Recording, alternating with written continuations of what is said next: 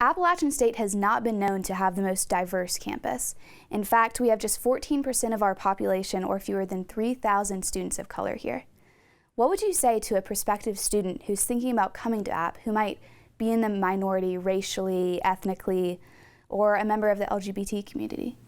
I would want them first to talk to other students, particularly students of color, or go by our LGBT center and talk to students who are engaged, that come from marginalized backgrounds, to see what is it really like here in Boone? What is it like to be a student in Appalachian? Because we want them ultimately, for their own success, to pick the best school for them.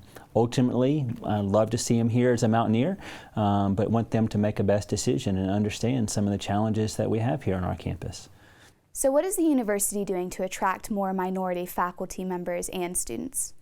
In student development specifically, that's been an intentional goal for us, and how we use language and job descriptions, where we promote jobs within our division, and how we advertise that to recruit a strong applicant pool, a diverse applicant pool. And then ultimately, how do we make some hires that are strategic in terms of thinking about our commitment as a division to diversity and inclusion? How do we think about our students and having someone for them to connect to that looks like them, that has experiences like them, is really, really important. The university at large is also doing a number of things along those lines as well, because we have to improve. Our student body demographically does not represent the world today. So we've got to recruit students from diverse backgrounds, but we also have to have faculty and staff to support them as well, because our faculty staff data also does not reflect the world today either. Why do you think that students don't want to come to Appalachian that are students of color? I think there are a number of challenges related to a rural environment. I hear so much from students about what is there to do. I hear from students that go to Charlotte a lot on the weekends to engage support. I think about family as well, and wanting to connect with family. I hear from our faculty staff in particular, and some of our staff that we've hired in student development, about challenges of being in a rural area. And we've got to improve through a number of different ways to recruit, but more importantly to retain diverse members of our community. Once minority students come to Appalachian, how is the university working to improve their lives as a student here? To me, one of the most important things we can do is related to training. And how do we train faculty staff to navigate challenging situations, to be more inclusive in their language, but it also relates to training for students and what we expect as an institution.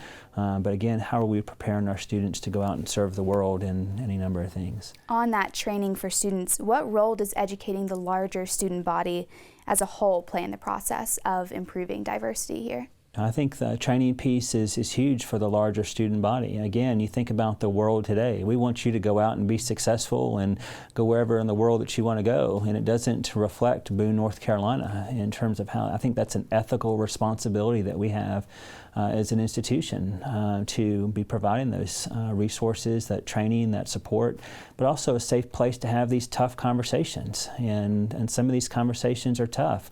When you think about, we're a predominantly white institution, and many of our students have come from predominantly white communities in the state of North Carolina as well. So we've got to meet students where they are and have these hard conversations in this safe manner here at Appalachian. Students will sometimes say, we've had the conversations. How do we now push forward past the conversation phase? That's exactly what I'm hearing constantly, Shannon, and what I mean with students and the chancellor recently in talking about this very point. We have to have action items, and Benji Jane, who's our Chief Diversity Officer, identified 14 priorities, and we're working through those 14 priorities. But we've got to be more transparent as an institution, and I'm hoping that we can have a website where we talk about those particular initiatives, where we stand, and how we're moving forward. But it doesn't stop with those 14 initiatives. We have a lot more to do. North Carolina passed House Bill 2, a controversial bill that some say leads to discrimination against the LGBT community. In what way can the university communicate in support to the LGBT students who might feel uncomfortable in light of these events? Appalachians had made a commitment to be a welcoming, inclusive community. But it's important that we retain that commitment to supporting all here at Appalachian. And we've got questions about what does this mean? What does House Bill 2 mean for us in our community? But I certainly know I speak for myself.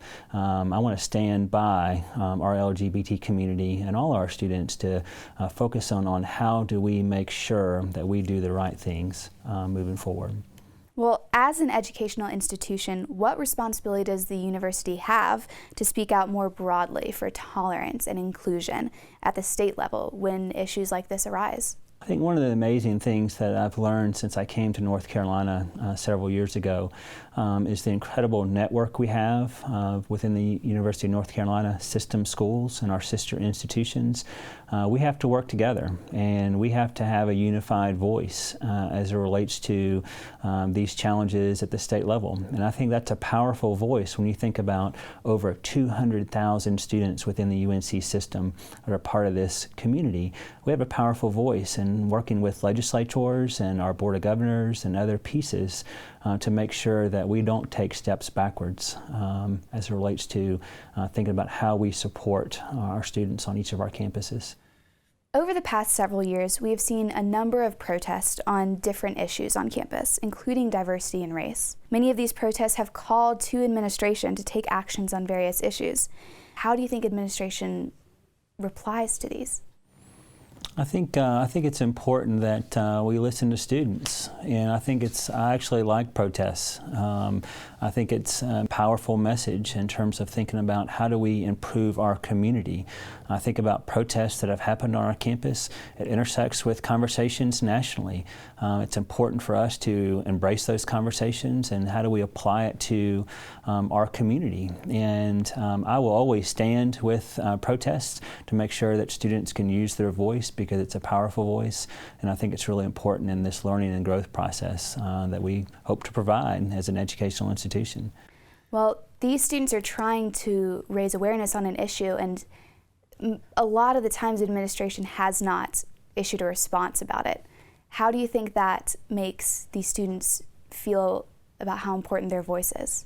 I think that's where we've got to get better as an institution related to transparency. That's something that has come up time and time again with students. How do we share information about how decisions are made? Ultimately, it's involving students in our process, and I think that's really, really important. But I also know that in my role as Dean of Students, I need to make sure I help make connections to what students are saying through a protest or through individual conversations on Sanford Mall or other locations, and really connect them to our university cabinet, because I think that's really where our students want to hear from, our university cabinet, and specifically our chancellor. And we want to help our chancellor do those things and communicate those pieces. But to me, that's part of the transparency piece of where we can be better.